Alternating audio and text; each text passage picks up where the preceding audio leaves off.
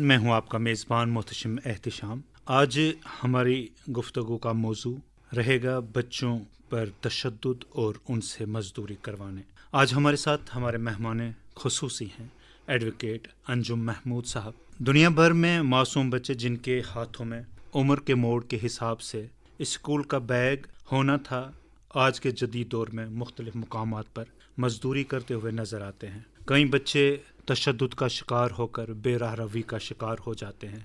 आज के दौर में हमारे मुल्क में इसके मुतालिक क्या क्या कवानीन बनाए गए हैं, हमारे साथ इन मौज़ूआत पर बात करने के लिए एडवोकेट साहब मौजूद है। सर, आपका इस्तकबाल है हमारे स्टूडियो में। आप बहुत बहुत शुक्रिया सर, आपने इस काबिल समझा कि इस मौजू पे की वक्त की ज़रूरत है। बच्चे जो है वो फ्यूचर है इस मुल्क का ही नहीं, पूरी बड़े सगीर का ही नहीं बल्कि पूरी दुनिया का। और आज जो पहला ही आपने पॉइंट रेज किया चाइल्ड लेबर को लेके, मैक्सिमम लोग अनअवेयर है अभी भी इस चीज़ को लेके कि बच्चों की मजदूरी आज भी देखें आप, मुख्तलिफ घरों के अंदर बच्चों को रखा गया है, काम करवाए जा रहे हैं, फैक्ट्रीज में, होटल्स में। कई लोग तो अब देखेंगे कि वो जो बेगिंग का एक नेटवर्क, एक मैनेंस फैला हुआ है। तो आईन हिंद के अंदर child labour provision act already था, तो उसमें कुछ अमेंडमेंट्स लाएगी 2016 में, जिसमें the child labour provision and regulation amendment act 2016। अच्छा सर, इससे पहले कि हम आगे बढ़ें, ये असल में बच्चा क्या है, उम्र क्या है, हद क्या है बच्चे की, इसके बारे में। देखिए, ऐसे तो देसी जुबान में हम बोलेंगे बच्चा यानी कि जो थोड़ा सा मेंटली वेल डेवलप्ड नहीं है, बट जो लीगल टर्मिनोलॉजी इसको या आप आईनी जुबान में बोलेंगे, जो बच्चा 18 साल का हुआ, मतलब अप टू 18 ईयर्स, 18 साल की उम्र तक का जो है को हम बच्चा कानून में यानी चाइल्ड, द वर्ड चाइल्ड वो इस्तेमाल करेंगे, बच्चा इस्तेमाल करेंगे, क्योंकि इस पे अभी भी रिसर्च चल रही है। अपने क्यों बात में से बात निकलती है, तो देखा होगा कि एक गैंग रेप केस आया था पहले, जो इनका जुवेनाइल जस्टिस एक्ट के अंदर, उसकी रिलेटेड भी मैं बात करूंगा। 18 ईयर्स रखा गया था चाइल्ड का। तो जो हीनियस यानी कि जो सीरियस से ऊपर के ऑफेंस है, जिनकी 7 साल से ज़्यादा सज़ा है, तो उनकी एज घटा के उस टर्मिनोलॉजी में इसको 16 ईयर्स पे ले आए। तो हम बात कर रहे थे, आपने बात शुरू की चाइल्ड लेबर को लेके। पहले जो कानून के अंदर था कि 14 साल का बच्चा जो है वो अप टू 14 ईयर्स वो मजदूरी नहीं कर सकता है। उसके पीछे दो लॉजिक है। एक लॉजिक ये है कि अक्सर लोग ये कहते हैं कि जी 14 साल का बच्चा मजदूरी नहीं करेगा तो क्या करेगा उसके वालिदैन, ये सवाल रहता है। वालिदैन अगर वो फराहम नहीं करा सकते उनकी पढ़ाई वगैरह, तो वो किस तरीके से इस चीज़ को मैनेज करेंगे।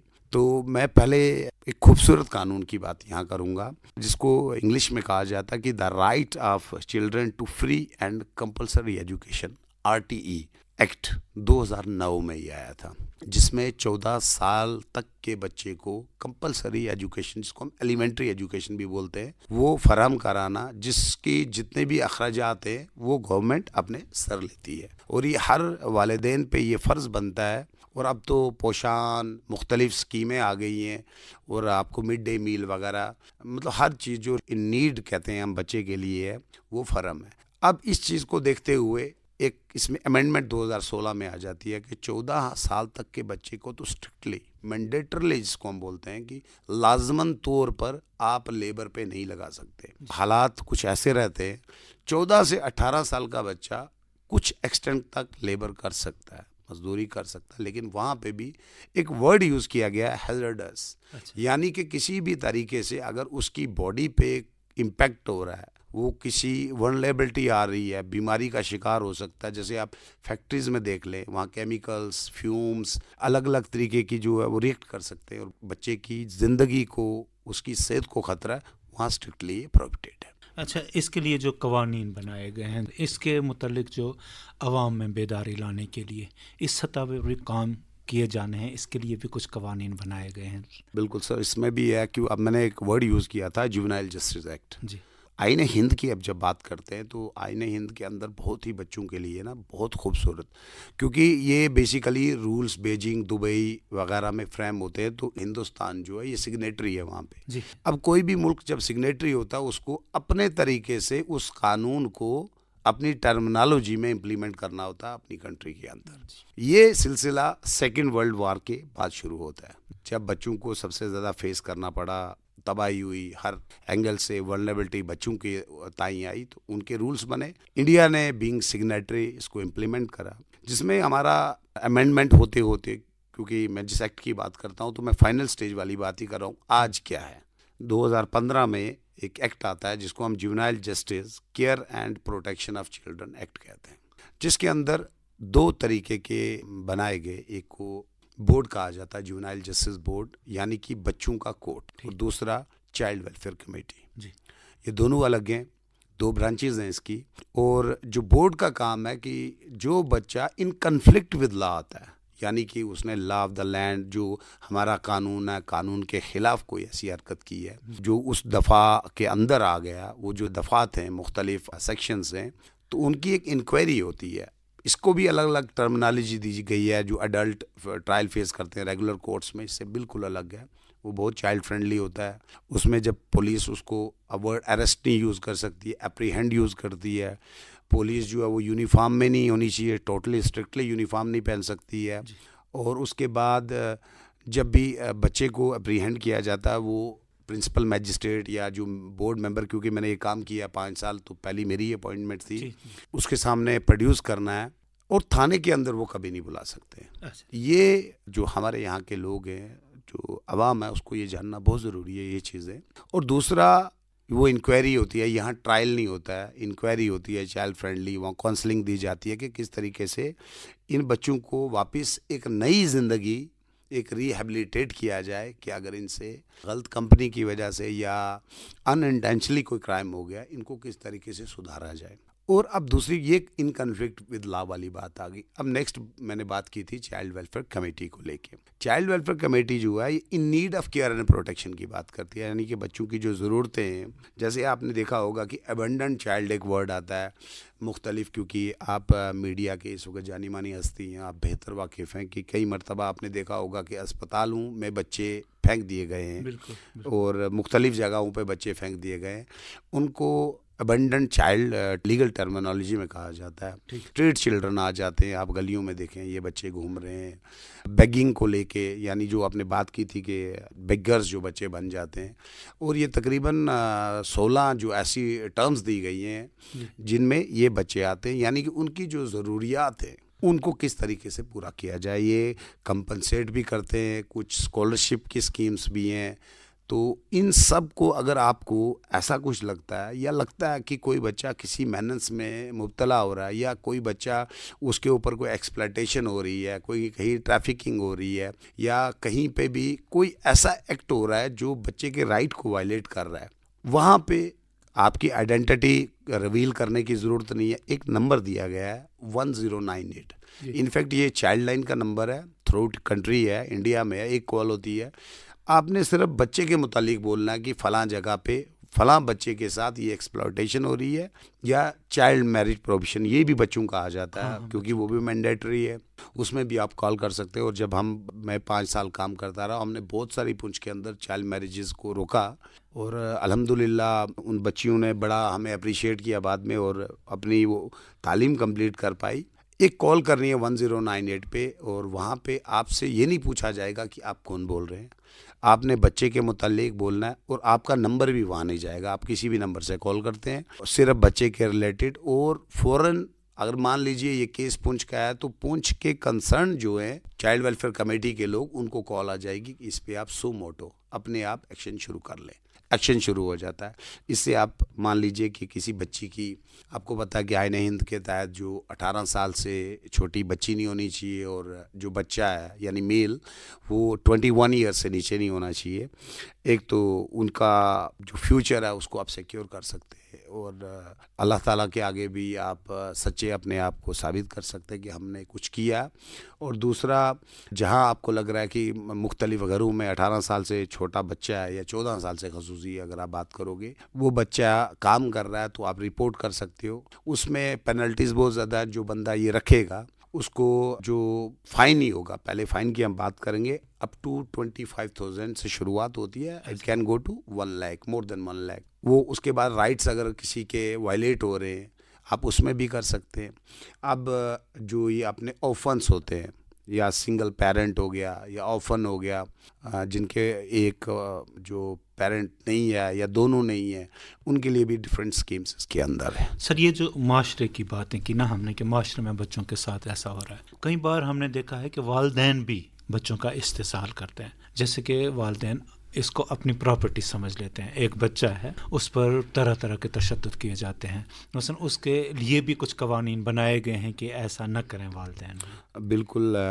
वालिदैन से पहले मैं थोड़ा स्कूल्स की तरफ चला जाऊं। जैसे आपको पता ही है कि strictly corporal punishment, mental torture school के अंदर उस्ताजा के लिए है कि टोटली वो ना करें, वो पीनल है, सजा याफ्ता है। इसी तरीके से एक बच्चा जो है, ये आपके मोहल्ले की, क्यों मैंने यही बात की थी कि अगर आपने कहीं पे भी क्राइम को ख़त्म करना है, सबसे पहले उसके लिए रिपोर्टिंग होनी बहुत ज़रूरी है। रिपोर्टिंग ये है कि हम लोग क्या करते हैं, हम लोग अगर देख लेते हैं कि फ़लाँ घर में फ़लाँ बच्चे के साथ गलत हो रहा है, तो हम कहते हैं कि हमें इस पचड़े में क्यों पड़ना, अपने आप को क्यों घसीटना है। वहीं से एक क्राइम की शुरुआत होती है और एक हक की पामाली की शुरुआत, किसी के हकूक़ को ख़त्म किया जाता है। ये बिल्कुल स्ट्रिक्ट है कि अगर किसी का बच्चा कहीं पे है या एक्सप्लॉयटेशन वो किसकी हैंड पे है या नॉलेज में पेरेंट्स की है, तो पेरेंट अकाउंटेबल हैं, वो पीनल है, उनके खिलाफ FIR लॉज हो सकते हैं। जैसे मैंने बच्ची की बात की थी, जो चाइल्ड प्रोविशन, मैरिज प्रोविशन की बात की थी अभी, उसमें पेरेंट्स बाज़ाब्ता भुगत हो, ना कि पेरेंट्स जो उसमें शमूलियत करेगा वो FIR में बुक होता है। ये जो मामला है बच्चों से मजदूरी करवाने का, हमने अक्सर देखा है कि हमारे महकमा जात में आला सतही ऑफिसर हैं, उनके घरों में अपने बच्चों के लिए, मैंने यहाँ पिछले बहुत दिनों मुतल्लिका ऑफिसरान को भी मदऊ किया, क्योंकि लगातार हम चाइल्ड लेबर पर बात कर रहे हैं अपने स्टूडियो से, ताकि लोग इस बारे में अवेयर हो जाएं। तो उनसे जब हमने पूछा तो वो कहते हैं कि हमने बच्चों को रेस्क्यू किया, पकड़ा यहाँ, लेकिन उसके बावजूद भी वो ऐसे लोगों के खिलाफ क्या हो रहा है, कानून बनाया गया। अच्छा सर, इसमें बड़ा क्लियर कर दूं मैं कि रेस्क्यू हर बंदा नहीं कर सकता है। कोई ये बोले कि मैंने रेस्क्यू करके अपने घर में रख ली है, उसमें एक प्रोसीजर है। अगर मान लीजिए कि जैसे हमारे यहाँ फॉस्टर केयर होती है अबंडेंट चाइल्ड के लिए, या हम फिट पर्सन डिक्लेयर करते हैं, जैसे कि हमारी चाइल्ड वेलफेयर कमेटी को दिया गया कि फिट पर्सन को ना उसके हवाले किया गया, वो टाइमली है। अगर आप बच्चे को अपने, ये अक्सर एक कहानी जी हम पढ़ा रहे हैं, बच्चे को पढ़ा रहे हैं, उसमें डॉक्यूमेंटेशन कंप्लीट होनी चाहिए कि वो बच्चा आपने अडॉप्ट किया है,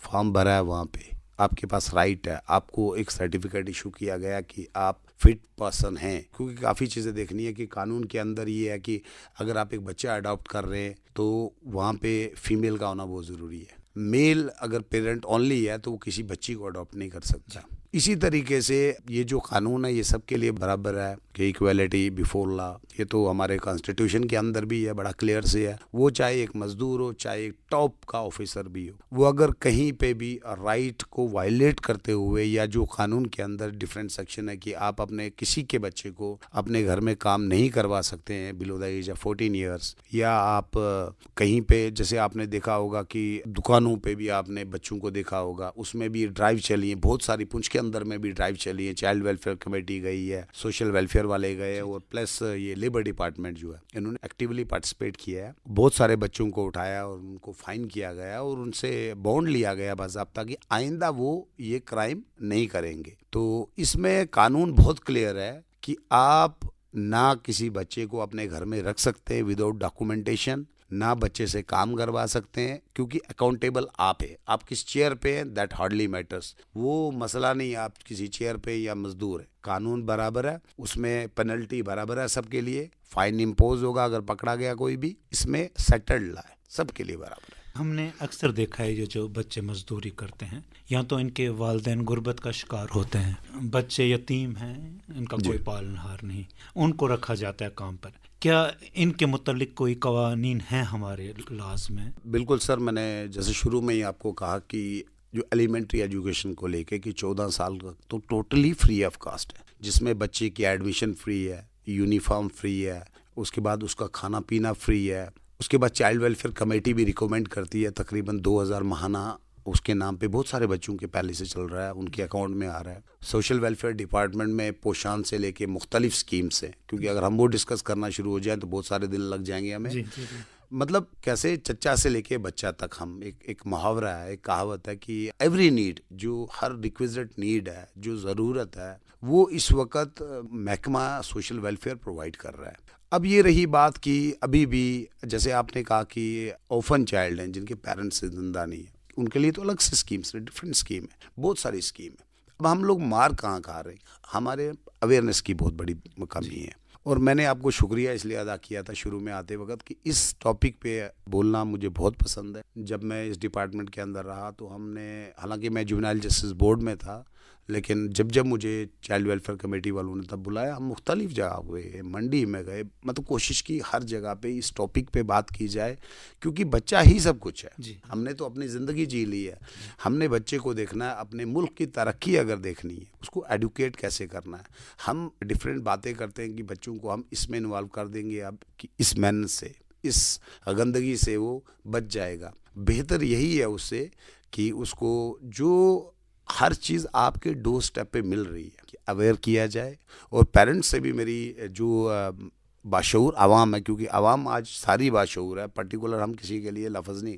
अगर आप कहीं भी चले जाएंगे, जो एक मजदूरी भी कर रहा है इंसान, उसके पास आज एंड्राइड मोबाइल रखा हुआ है उसने, और जो इंसान एंड्राइड मोबाइल रख के अपना स्टेटस चढ़ा सकता है या मुख्तलिफ काम कर सकता है, कॉल अटेंड कर सकता है, व्हाट्सएप, तो उसको अपने बच्चे के हकूक़ के बारे में ना पता हो, मतलब ये आउट ऑफ कॉन्टेक्स्ट बात आ जाती है, समझ से बाहर है। अच्छा, एक बात जो हमने देखी है, अब थोड़ा सा एक और टॉपिक है हमारे यहाँ, वो जिनसी तशद्दुद। हमने देखा है कि बच्चे अक्सर तौर पर जिनके साथ कई बार घर में ही जिनसी तशद्दुद शुरू हो जाता है, इसके लिए हमारे मुल्क के क्या कवानीन हैं? इसमें बहुत ही बेहतरीन कानून आया और बड़े स्ट्रिंजेंट लाया, बहुत सख्त कानून है, मतलब जिस कानून को मैं मानता हूँ खुद भी कि स्ट्रिंजेंट है। जैसे protection of children from sexual offences, POCSO आपने सुना होगा, एक्ट 2012 का, उसमें इनको सेफ गार्ड किया गया है चिल्ड्रन को सेक्सुअल अब्यूज से लेके, क्योंकि आप वहाँ पे अननेचुरल ऑफेंस की बात भी आ जाती है,